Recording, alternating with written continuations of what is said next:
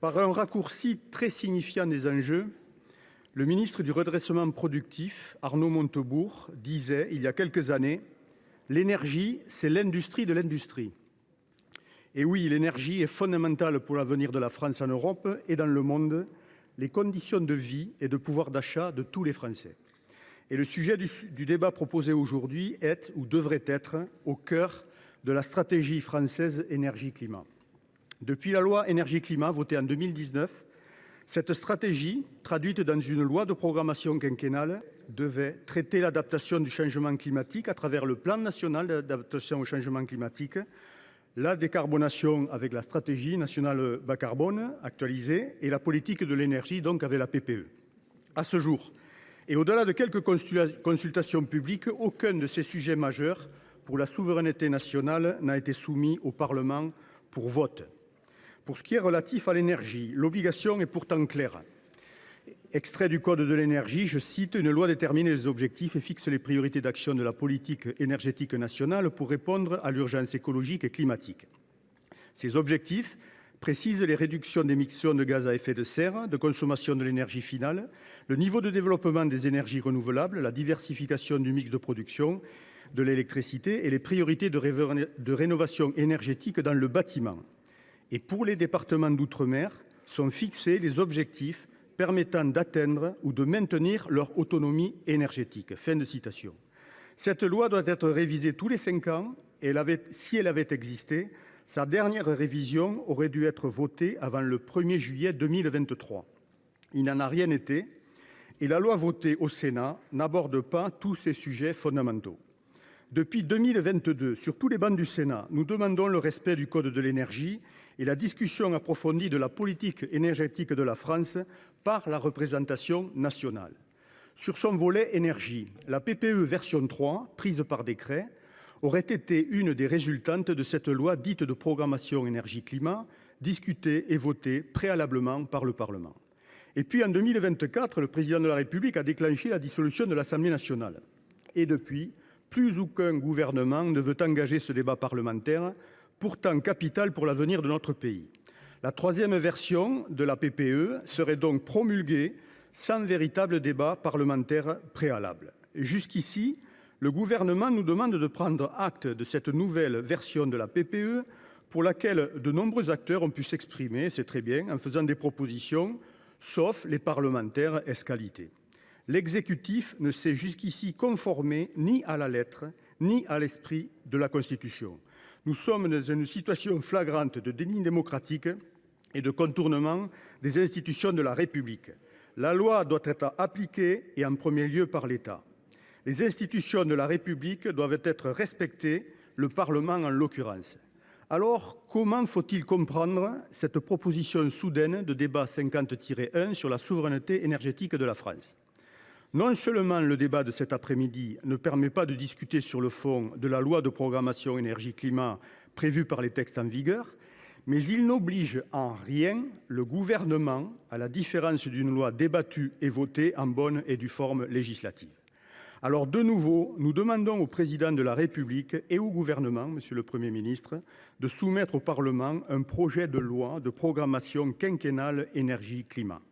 Et je me permets de rappeler ici le propos de l'ancien ministre de l'économie, Antoine Armand, que je cite : « La construction de cette loi énergétique doit être un temps fort de société. Pour redonner toute sa place au Parlement, cette loi de programmation devrait être mise en cohérence avec le temps énergétique, qui est un temps de l'industrie et de la souveraineté. » On ne saurait mieux dire. À ce projet doit être jointe une robuste étude d'impact permettant de faire le point sur les résultats climatiques et énergétiques de la France. Nous ne disposons de rien de tel. Au-delà des dépenses déjà réalisées ou engagées, dont un récapitulatif fiable serait utile, les projections doivent mettre en exergue les efforts financiers qui seront nécessaires dans les années à venir pour l'ensemble des acteurs de la société, dont les collectivités territoriales. Pour le débat d'aujourd'hui, il est utile de s'interroger sur le sens à donner au concept de souveraineté énergétique. Toutes les énergies sont en réalité soumises à des formes de dépendance plus ou moins fortes. Ne nous voilons pas la face, nous sommes vulnérables et nous le resterons. Dès lors, le rôle de l'État est de tenir compte des risques de vulnérabilité de notre système énergétique, que ce soit à l'égard des aléas externes, géopolitiques notamment, que des risques que le système génère pour lui-même. Cette problématique doit être prise en compte dans une loi de programmation énergie-climat fixant nos objectifs climatiques, énergétiques et industriels à moyen et long terme sur un horizon de 20 à 30 ans. Elle doit prévoir, comme le fait le rapport Pisani-Mahfouz, qui pose très bien les enjeux et les problématiques du financement de l'action, les moyens financiers nécessaires. Le défaut d'une telle démarche programmatique dans les années 80-90 nous a certainement coûté très cher. Je pense ici à la filière industrielle nucléaire, dont les enjeux stratégiques ont été laissés de côté, et à la filière des énergies renouvelables, dont la dimension productive nationale en matière de construction n'a jamais été un objectif politique majeur. Dans le cadre de ses prérogatives, le Parlement doit aussi, systématiquement et régulièrement, évaluer la mise en œuvre et l'efficience des politiques publiques en matière d'énergie et de climat. À propos des vulnérabilités de notre système énergétique, l'État doit se doter des moyens permettant de sécuriser les approvisionnements des chaînes de valeur énergétiques et de réduire nos dépendances actuelles. Au-delà de ce que font aujourd'hui le service de l'information stratégique et de la sécurité économique, le CICE, les délégations interministérielles au nouveau nucléaire et aux approvisionnements en minerais et métaux stratégiques, l'Observatoire français des ressources minérales pour les filières industrielles, je vous demande, Monsieur le Premier ministre, ce que, dans un contexte budgétaire public très dégradé, vous prévoyez de faire pour diminuer nos vulnérabilités. L'étude de référence de RTE sur les futurs énergétiques 2050 met en exergue la problématique de la sécurité d'approvisionnement en métaux nécessaire à la transition du système énergétique. Une politique spécifique doit en résulter. Le Parlement, sous des formes appropriées, eu égard aux enjeux stratégiques concernés, devrait être impliqué aussi dans ce processus. Je voudrais ici rappeler les positions de principe de mon groupe relatives au mix énergétique et à sa mise en œuvre. Au préalable, il convient d'être aussi clair que possible sur les hypothèses de consommation nationale à moyen et à long terme. L'électrification des usages, qu'il s'agisse de transport, de bâtiments, d'industrie et d'économie en général, conduira, selon l'efficacité réelle des process et en sus des comportements effectifs de sobriété des consommateurs, à des volumes d'électricité pouvant varier sensiblement.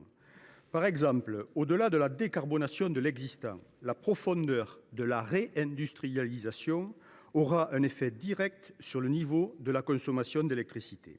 À ce propos, l'actualité d'ArcelorMittal et de très nombreuses autres entreprises françaises de toute taille, avec son cortège de licenciements et d'emplois supprimés, fait obligation au gouvernement de nous dire quelles sont ses projections en matière d'industrie nouvelle sur le sol français et comment il entend répondre aux nombreuses défaillances en cours. Monsieur le ministre, quelles sont vos projections de solde industriel et d'emploi à court, moyen et long terme? Les décisions concernant le mix énergétique se prennent, on le sait, pour 40, 50 ans, voire plus. Les dépenses afférentes doivent être optimisées, a fortiori dans un contexte budgétaire et de dette dégradé pour longtemps, je le crains. Tant en ce qui concerne l'efficacité des process que la sobriété des usages, quels sont vos plans d'action par secteur et les moyens financiers que vous y affectez? Nous n'avons pas aujourd'hui une visibilité suffisante sur l'impact projeté des politiques publiques en matière de rénovation thermique des bâtiments, aux politiques de l'habitat en général, à la façon de travailler et de commercer, à la mobilité et à la transition écologique des activités industrielles. Au regard du rythme constaté de progression de la décarbonation, ne faut-il pas que RTE propose un scénario de moindre consommation d'électricité, peut-être plus réaliste? Je pose juste la question. Quelles sont vos trajectoires de consommation donc et quelle composition de mix en déduisez-vous? Vos prédécesseurs, Monsieur le ministre, n'ont jamais voulu se référer explicitement au scénario de mix à horizon 2050 de RTE. Je vous remercie. Merci, cher collègue. Je vais appeler maintenant pour le groupe de l'Union centriste. À 50% de nucléaire et 50% de renouvelables. On constate par ailleurs que c'est le scénario de moindre coût complet de production, de réseau de transport et de distribution, ainsi que de flexibilité. Quelle est votre projection des différents modes de production à horizon 2060? comment prenez-vous en compte les risques et les incertitudes relatifs aux choix technologiques que vous avez retenus? En tout état de cause, nous souhaitons que les coûts complets des différents moyens de production soient objectivement pris en compte dans la formation des prix et des tarifs. Pour nous, deux principes doivent être absolument respectés. La rémunération des producteurs doit couvrir leurs coûts complets, c'est-à-dire les coûts moyens actualisés, les coûts système de secours et de stockage et les coûts des externalités positives ou négatives. Les tarifs de rachat doivent être fixés en conséquence. Les tarifs réglementés doivent être protégés et réintroduits pour certains. Ils doivent refléter les coûts complets du mégawattheure produit. Alors, Monsieur le Ministre, comment l'État compte-t-il arbitrer ce différend dont nous comprenons qu'avec la question de la participation de l'État au financement des investissements d'EDF, il a été un motif de non-reconduction de M. Raymond à la tête de l'entreprise.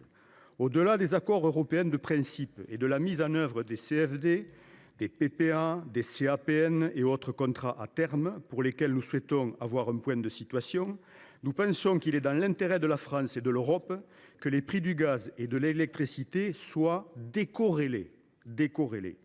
Passer d'une dépendance à la Russie à une dépendance aux USA ne peut être une option pérenne. Quelles sont aujourd'hui vos pistes de travail en matière, par exemple, de biogaz, de biomasse ou d'autres procédés?